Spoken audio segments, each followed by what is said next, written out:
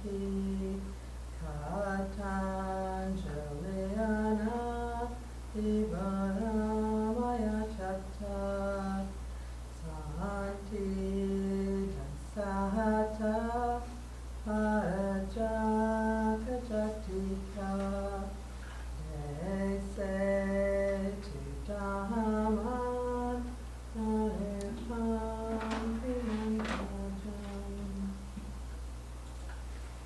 So were you part of a choir? Definitely not. Still very nice.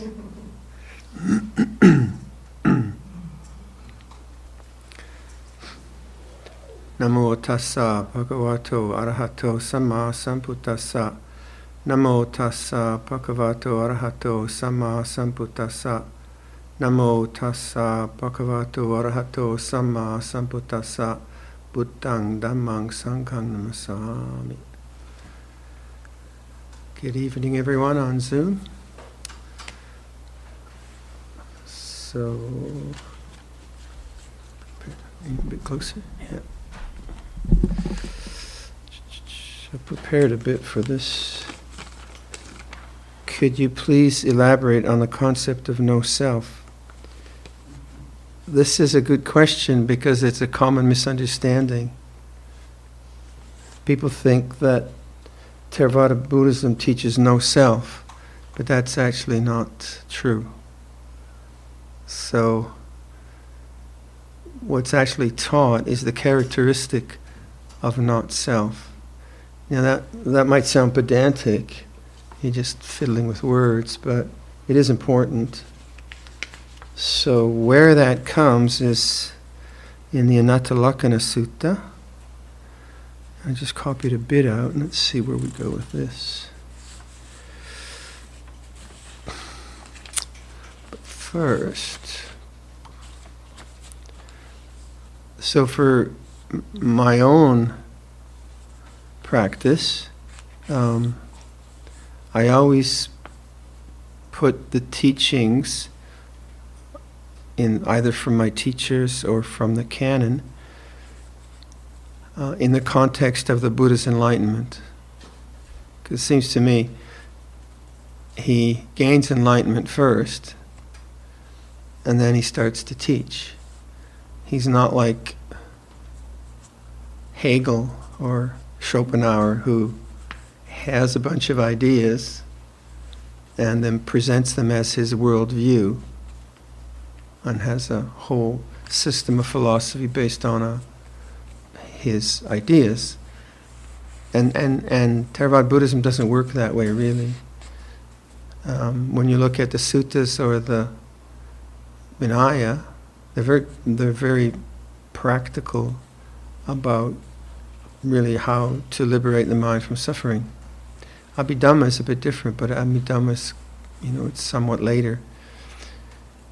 But in any case, I think that's always been important for me, that the teaching isn't trying to set up an absolute philosophy, a whole system of thinking. It's just trying to point to things that we should consider in order that we can realize the truth as the Buddha realized, really. He wasn't like holding on to this for himself. And then for me, my entry, one of the main ways of considering his enlightenment, there's many ways. One is, of course, the cessation of suffering, or the cessation of craving, nirodha. But that language, there is the unconditioned, the uncreated, the unoriginated, the unformed, which you hear. You must be bored with that always. I keep saying that language. That's terribly important for me as some sense of what he realized. And this is the way he makes the statement. There is the uncreated, the unconditioned, the unformed, and that's not coming from a theory. It's coming from his own insight. So then the teachings for me have to somehow are measured against that, and should somehow lead me to that insight. And in that vein, there's also a way of defining consciousness. I wrote this down. Vinyanang anidasanang anantang sabato pabang. Consciousness that is signless, boundless, all luminous. All right? And so these may sound very abstract, but they are pointing to some possibility in human consciousness, in human experience. And again, like Theravada Buddhism doesn't use theistic language, so the mystic language of Christianity or the language of love of the Sufis, these are different kind of languages and paradigms that have their own truths. So the Anatta Lakkhana Sutta is the discourse on the not self characteristic. So Lakkhana means characteristic, and like the characteristic of my room is hot. Right? It's just the way it is. It's hot. And the characteristic of your room is hot. We're up in the oven. So that's a characteristic. So and in Theravada Buddhism, as you all know, we have the three characteristics, the Trit Lakkhana, the Tit Lakkhana, and they are that which has a nature to arise has a nature to cease. Anicca. It's a characteristic, it's not a belief. Because that which has a nature to arise has a nature to cease, you won't realize the unconditioned there. That's my take on dukkha. It's unsatisfactory. Yeah, so I use this in a particular, like the word dukkha usually translates as suffering, but in my own way I kind of work with that. I say, well, why is an air conditioner unsatisfactory? I mean, I think it's very satisfactory, air conditioner. Well, because cool air and hot air are part of the dualities of life, and the unconditioned consciousness is not hot or cold. So it's something beyond that. So it's not dismissing air conditioners, and next year we'll get more up there and so on. But so I use the word dukkha in the Tilakkhana, in the three characteristics, anicca, dukkha, anatta. I refer to dukkha, it's unsatisfactory in the sense it will disappoint me if I ask of it more than it can give. So all experience which begins and ends is tentative, it's unsure, I shouldn't say it's unsure. So I have the peak experience with my Sikh friend, Sat Sri Akal, Sat Sri Akal Ji, and then I wave to the car and I get the insect look. It's perfect teaching. It's just the perfect teaching, yeah. So the experience of communion, I would say, with this lovely man was unsatisfactory in the sense that it's not a transcendent realization. And if I understand that it's limited, then I don't suffer. Yeah, I just understand, well, that's just because it began and end. You can't, Viradhammo, this is a peak experience, that kind of thing. And anatta then is the third characteristic. Well, because this is changing and dependent on other causes, you won't find an entity in the body. The body is a natural phenomena. You won't find it in the feelings of pleasure or pain, in the perceptions and the conceptions, and in the sense experiences. You won't find an entity in that. Look for it if you want, but you won't. So the way this is formulated in the Anatta Lakkhana Sutta, bhikkhus, form is not self. And form is rupa, and rupa can mean body, it can mean any kind of a form, but let's say body. Bhikkhus, body is not self. Were body self, then this body would not lead to affliction, and one could have it of form, terrible translation, could say of form or body, let my body be thus, let my form not be thus. So with your body, let it get young. And yet you can say, well, actually, no, I feed this body carrots and wheat germ and and all good things, and I take it for a walk, and I exercise it. So I'm actually taking care of the body. I'm doing it. And you're not doing it. You're not eating the wheat germ or the carrots, and I'm taking it for a walk. Well, what's that? What is that? Well, we as human beings have the desire to be free from pain. It's natural, isn't it? And that's just part of the design of nature. All creatures are like that. And then there's a response in nature to the possibilities of living a better life.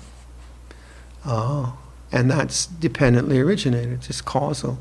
So when the body is taken for a walk, it feels better. So there's a natural urge to feel better, and so on and so forth. But yeah, it certainly seems like I'm doing it, doesn't it? You don't get up at 4 a.m. and make my coffee and meditate. So, well, who's doing that? And there's also perspective, like point of view, like I look at you through these eyes. I don't look at you through those eyes. You look at me. So there is that perspective, right? There certainly is that. And then the memories that come through this mind body, well, they're certainly, I don't know what memories go on through your mind.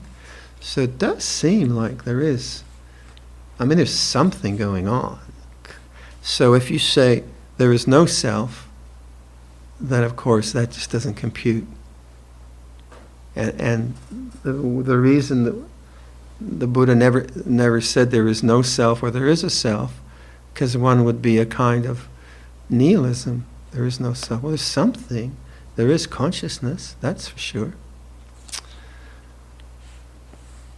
So the way let's carry on with the sutta. So if I really own this body, I could just say to the body, be different. But I can't do that, or my feelings or perceptions and so on. Bhikkhus, how do you conceive it? Is form permanent or impermanent? Impermanent, Venerable Sir. Now what is impermanent? Is it painful or pleasant? It's painful. Now what is impermanent? What is painful? Since subject to change, fit to regard it thus. This is mine, this is I, this is myself. So he's saying, if you identify with that which is changing, I am this body, or I am these emotions, or I am these memories, then you're bound to that suffering. That's who I am. And we all know that's not true. We all, we've seen ourselves work through all kinds of emotional stuff, and we say, well, now that's not really who I am.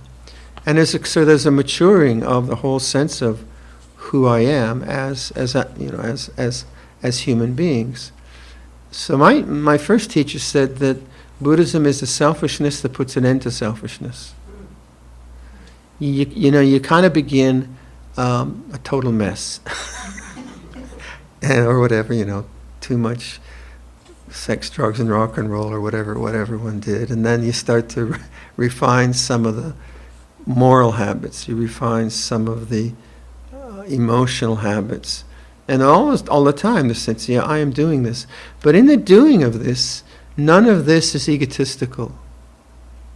Like I was just thinking about, you do yoga sessions here in the afternoons.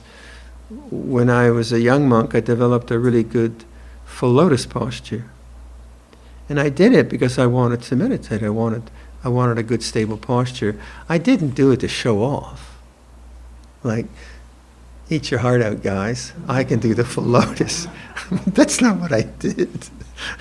I might have been conceited a little bit, but the other monks would just laugh at me. So that's not the intention. It's not like an aggrandissement of ego, is it? The intention is just to find balance, to be free from suffering, really, I would say. So that progresses, and certainly it's me doing it, not you. Me doing it, not you. But there comes a kind of more and more refinement around effort.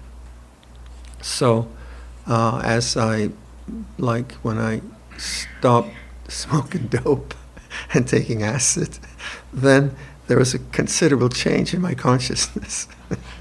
And I could be more aware, and then I could regret a lot, the wasted years, wasted experiences, and then I could be more self-aware. I could, oh wow, yeah, you've got an emotional life too that you have to deal with, and then, and so all the time there's a refinement of awareness of the sense of self, I would say. And then as the fears and self-consciousness fades away, or the angers or self-doubts fade away, more and more the whole sense of identity with this mind-body experience becomes very attenuated, much, much less. You just see, oh yeah, that's just an emotion. It just comes and goes. Oh, there's the body, yeah. Oh yeah, I've got 2 hips this morning. Oh yeah, it's just feeling. And more you get to this perspective. The body is just body. Feeling is just feeling. Conception is just conception. Perception is just perception. These are objects that come and go in awareness. And then, and so the sense of self-identity, you begin to understand what the characteristic of not self is, as opposed to there is no self. The characteristic of not self vis-a-vis an old memory that comes up. It's certainly my memory, and it's certainly in the individuality of my experience, but it's still an object. That's not who I am, not me, not mine.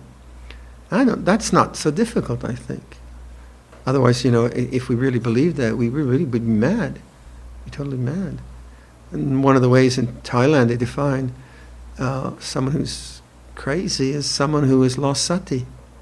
They say siya sati, damaged awareness. So in our continual reference to that which has a nature to arise, has a nature to cease, is dependently originated. So what we say, well, what's going on if it's not me doing it? And we say it's dependently originated. These feelings and this body are dependently originated. And if I put 6 cups of coffee into it before the talk, then the talk will be very speedy. It's just dependently originated. It's not I'm speedy, it's just, and if I don't put, and so on and so on. So you start to see, even though it seems like you're the doer, and you have to admit that certainly seems what's happening, you do start to get more and more the perspective of the witness. And that becomes stronger and stronger. And you can see, and you also see how much freedom there is in witnessing things. Like witnessing chronic illness as opposed to just being the chronic illness and being caught in it and worrying about it and hating it. And I'm a lot of people I've met who have who have fibromyalgia, who have long Lyme disease. You can see there's a lot of wisdom in their dealing with the disease because they've figured out ways of how not to be the person that is suffering. And yet the physical pain is very, very real, very, very real. Then the emotional stuff we have with family, like with siblings you haven't seen for a long time, or kids getting sick, or there's a whole ton of emotions going on there. But even that, you say, yeah, but that is an emotion. I know that is my grandson, or that is my mom, or that is my brother, and you have these very complex emotions, but more and more, yeah, but that just arises dependent on contact. So I come into contact with this person, I hear about this person, and I feel worried about them. Yeah, but that's not really who I am. I'm not worry. Worry is an object. And this theme we just keep reflecting on again and again. That which has a nature to arise has a nature to cease. It's unsure. Ajahn Chah's, it's unsure. Don't trust it. It's uncertain. It's uncertain. He just kind of would hammer away at that. It's uncertain perceptions, and after a while, your interpretation of life becomes imbued with the Dharma rather than with just self-view.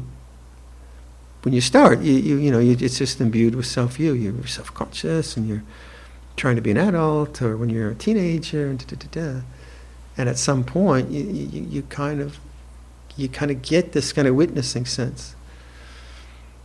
So as we develop that, and the grosser kinds of emotions start to just fade away because we no longer believe in them, we no longer just run with them, then there's more and more samadhi. The calmness of mind, the centeredness of being, the silence of being, the ability to witness change becomes more and more profound. And in that kind of transformation, then there's a curiosity arises about, well, who's watching? What is awareness? Or you come back to the text and say, well, what is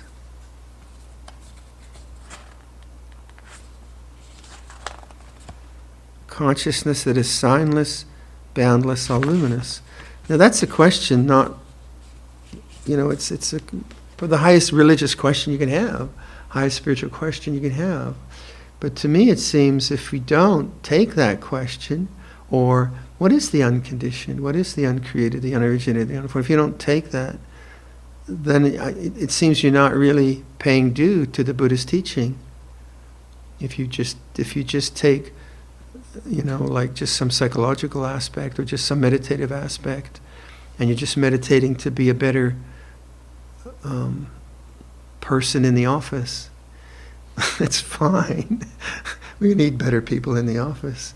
But surely it's, we're not doing this just so we produce better widgets for consumer culture, So as a spiritual venture, that, as the mind quiets down and you're not so much concerned about yourself, it's not really a big deal, or even, you got most of life sorted out, the mind turns on the mind. So what is unconditioned? And then that inquiry has to be done in silence. So obviously, I've been at this a few years, so obviously that's my interest. Probably when I first, I think I did my first retreat, that's when Ajahn Sumedho deserted me. Yeah. It was a 9-day retreat and I was his assistant, and on day 2 he had to leave. So I was like Padipo here. And I won't do it. And I was pathetic. So then, the refinement of the unconditioned, the uncreated, the unformed, I could think about it, but all I really had to do was survive, because I was so nervous and so self-conscious and all of that. But that was a few years ago. So I guess as a young monk, I probably talked a lot about anger, and a lot about fear, a lot about psychology, things like that. I used to do a lot of lists and memorize so many lists. I was really good at memorizing lists. And then I thought, well, I have to give them their money's worth. So then like each talk, I'd give a new list. And then in Hockley Valley, up Airport Road from Toronto, there's a retreat center there. And so I was giving one of these super packed conceptual retreats, and Jim Howe comes up to me like day 4. He says, "Bhante, your talks are great, but it's too much."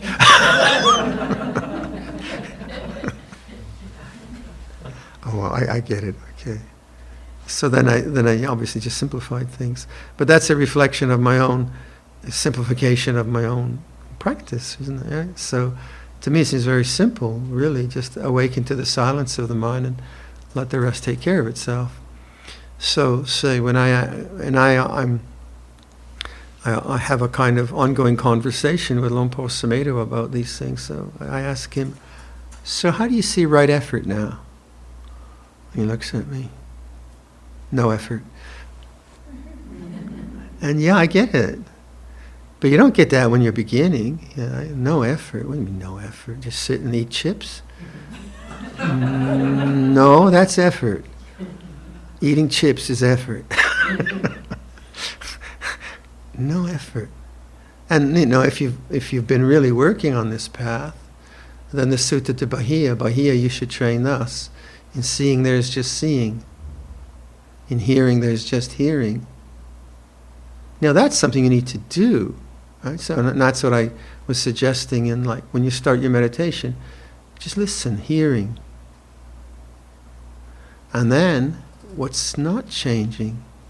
That's where the inquiry can take place. But if you just experienced a very profound loss and you're grieving, and the emotional world is like very in turmoil, and you have a lot of memories, and maybe you did something which you regret, well then, the mind's not going to be so quiet. And you're just going to say, well, it feels like this. May I be free from suffering. Oh, I better do some walking meditation. Oh, this is really difficult. May I be from, you have to do something much, much different. So it very, very much depends. But I would hope that like Buddhism doesn't go into some kind of psychological cul-de-sac. That would be a shame. Again, I think modern psychology is a huge benefit and a great adjunct to Buddhist teachings. Things on PTSD or obsessive compulsive disorder and all these different things. But the whole teaching of the Buddha is this realization of the kind of really, really profound peace. And that's when you can start you start reading across literature, don't you? You start hearing it in Rumi or Simone Weil as I was reading and things like that. And you have a real affinity to that. And so I think silence and compassion, I keep reflecting on those as ways of establishing a attitude, way of being, and then waiting for nothing. Just like trusting in, like Luang Sumedho, if you hear his talks now, constantly trust in awareness. Trust in awareness, especially like people who doubt a lot. People who doubt a lot are really trust in thought. Nothing wrong with thinking. Doubt is important. Analysis is helpful. But in this sense, as long as my vision of spiritual practice is intellectual, then it's still a sankhara. It's still a construct. It can't be. You can't. Like the word unconditioned. What the heck does that mean? Because all language is conditioned. So you can only be silent to begin to inquire about that. So you can put a word in. Yeah, you can say, so in this experience right now, what's unchanging?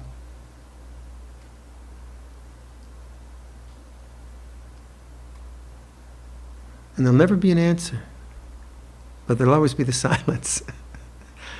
The answer is, well, the background, right? It's the background, huh? Did I get it? Did I get it? Yeah, okay, you got it. No. So the intellect wants conclusions, and doubt is a stimulation of the desire for a conclusion.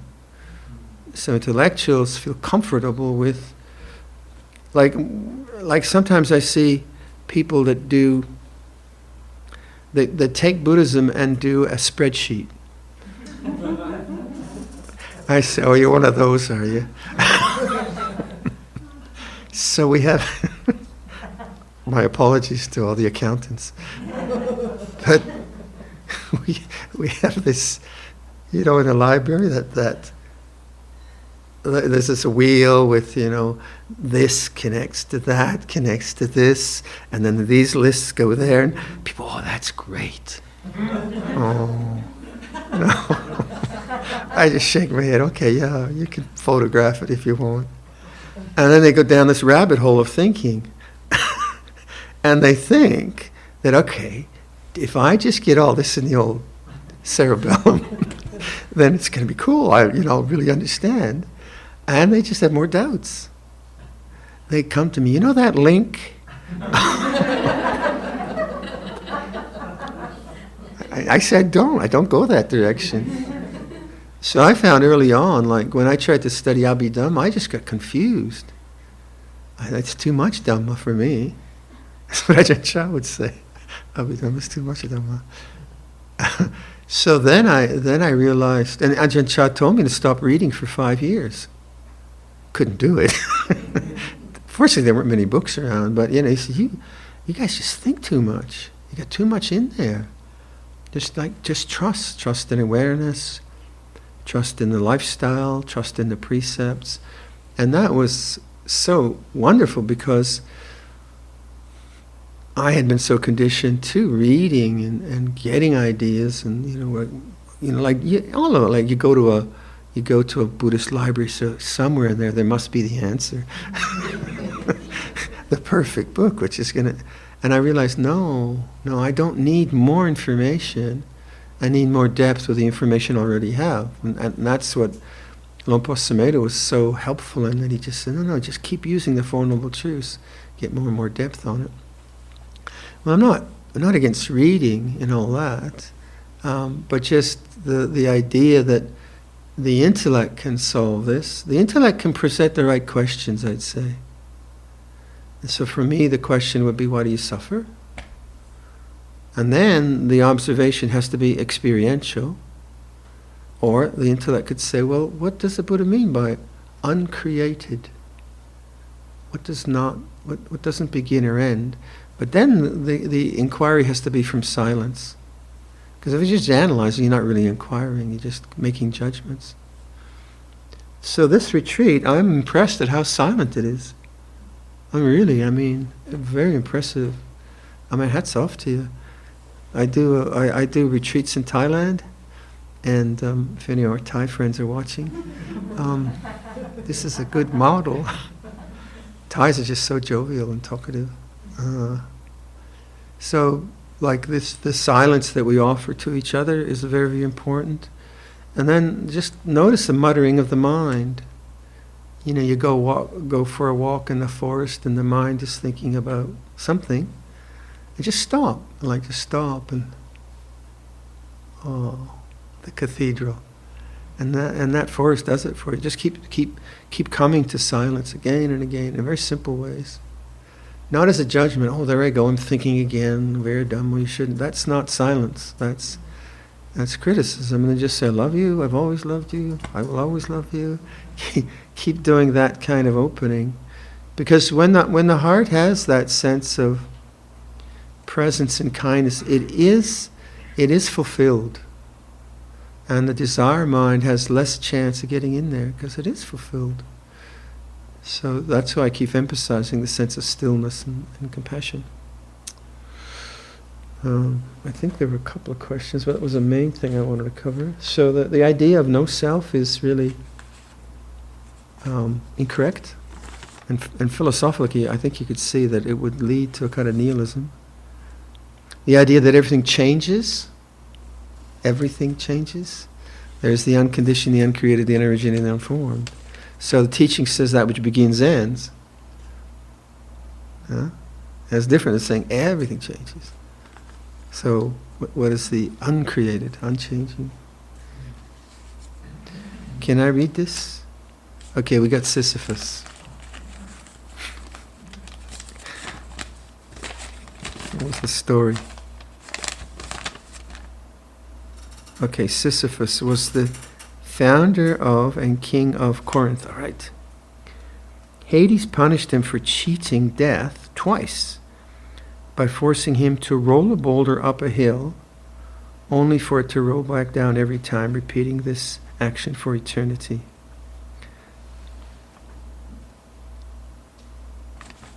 So that's how Sisyphus. We had a story about that earlier. Anyway, and then we have interviews starting tomorrow. So there's sign-up sheets, right? Yeah.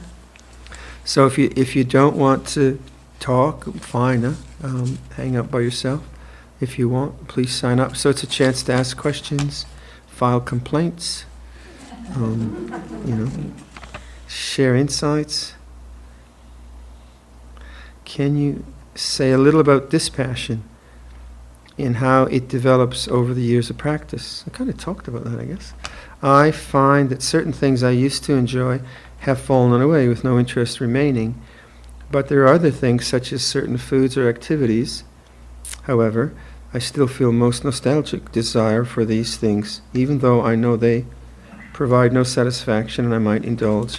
And then wonder why I did that. How do you suggest practicing with this process? Well, I would suggest having fun. You know, like, you could have some fun. But if it's like OCD fun, you don't want to do that.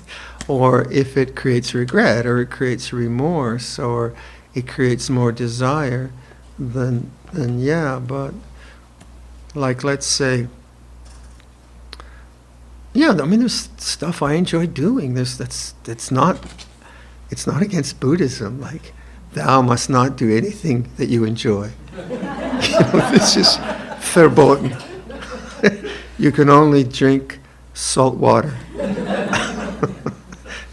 That would be one of the things I love about Luang Por Sumedho is he has a good sensual side, but he can be really ascetic. You know, he can really enjoy life, but then he can fast for 10 days, 20 days. He's really, really very ascetic. So I would be careful not. I would look at the mind, which is, to. Like, what example for me would be, there's things like just hanging out on the internet. It's just no good for my brain, and I know that. So that would be really counterproductive to the stillness of the mind, that constant stimulation. But when they put out ice cream and apple pie, I take my portion. I don't suffer about that. So partially, does the mind. Okay, like, does the mind have a lot of echoing afterwards from the sense experience that you have now indulged in? If it has a lot of echoing and need in it, then okay, that you need to look at. So let's say a friend, she has issues that she resolves by using food. So then the use of the food is unskillful, right? Because it's a way of just damping down the pain. And so that's obviously not going to be helpful. But just your ordinary sense experience, I don't think it's really problematic. Then again, you look at the mind. Is the mind like highly self-critical? Like, does it like make really? Is it a compassionate mind, or is it a critical mind? If it's a critical mind, quite often it's that. So dispassion, I would say, is like a disinterest in things. Why? Because the interest is more and more in the silence of the mind. And then the other things, that little distractions we have, that they're just part of having fun in life, really. We can do. You could say, like, well, you shouldn't go walking on the lake. You shouldn't go to the river. You shouldn't look at those pines. You just sit here. Padipo, you must not leave. Right? And he would, he'd leave me. So how can you like relax the mind? Like, sometimes too much meditation, I found. Like, my early days, I was so intense, it's embarrassing. And it was not good. I had to learn how to relax more in different ways. Your thoughts on fasting ain't worth it.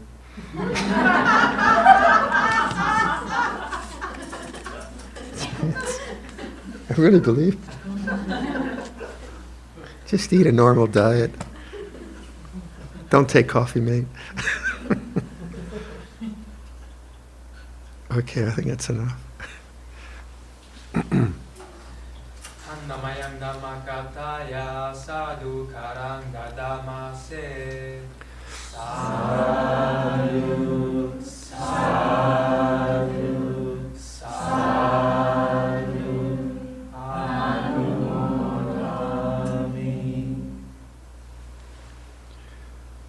Okay, everyone on Zoom, see you tomorrow.